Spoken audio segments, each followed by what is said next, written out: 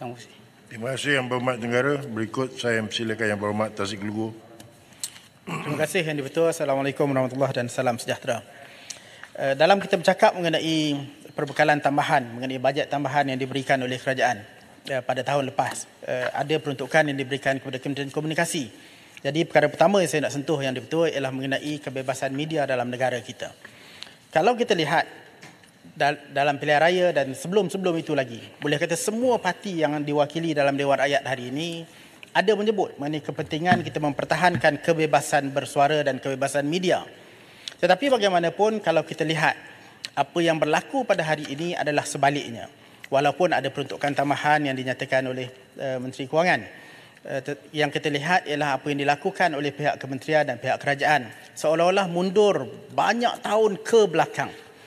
Dan apa yang berlaku pada hari ini, saya rasa ada satu perkara yang kita patut ambil berat dan ambil perhatian. Kerana kalau dilihat, kalau kita bertemu dengan rakan-rakan wartawan, rakan-rakan editor, ramai yang bercakap mengenai bagaimana mereka mendapat panggilan. Ada kandungan yang kena diubah, ada headline yang kena diubah. Dan dalam hal ini, kadang-kadang ia bukan disebabkan media itu berat sebelah. Tetapi hakikatnya, antara pembeli terbesar, the biggest media buyer dalam negara kita adalah agensi-agensi kerajaan dan kementerian-kementerian. Dan ini menimbulkan sedikit rasa serba salah di kalangan pengamal media. Yang mana saya rasa kita perlu ambil berat, kita kena pastikan bahawa usaha untuk memastikan media kita bebas. Walaupun dalam keadaan kerajaan menjadi pembeli terbesar media buy, media space dalam negara kita, kebebasan media mestilah dipertahankan.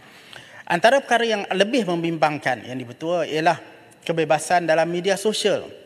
Kalau kita lihat apa yang berlaku dalam negara kita sejak kebelakangan ini, penurunan kandungan, penutupan akaun, dipanggil untuk siasatan dan macam-macam lagi lah, berlaku dengan cara yang terlalu banyak kalau nak dikira. Kalau nak disebut pun ramai yang terlibat.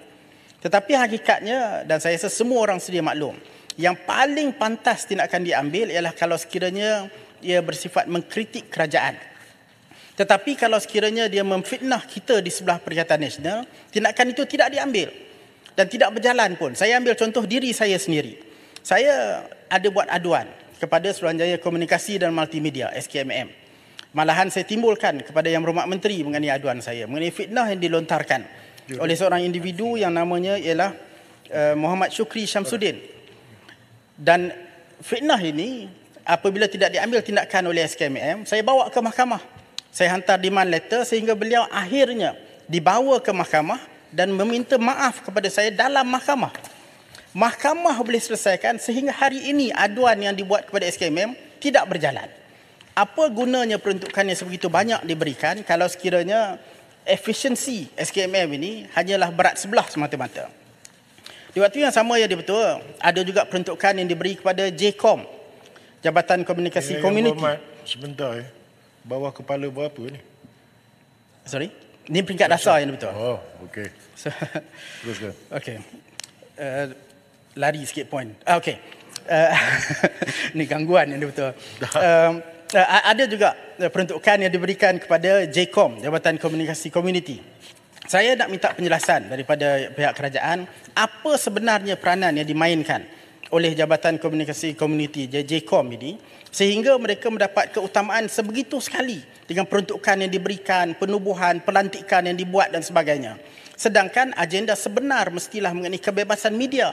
Majlis Media Malaysia sehingga hari ini tidak dapat ditubuhkan dan tidak dilancarkan lagi, walaupun kod etika untuk wartawan dilancarkan oleh kerajaan. Satu benda yang tidak pernah berlaku dalam negara kita sejak merdeka. Ini adalah kepincangan dalam menentukan keutamaan. Dan bagi saya, daripada kita beri keutamaan kepada entiti macam JCOM, lebih baik entiti seperti Majlis Media Malaysia diutamakan agar berlaku self-regulation di kalangan media di Malaysia. Itu mengenai Kementerian Komunikasi Yang di-Pertua.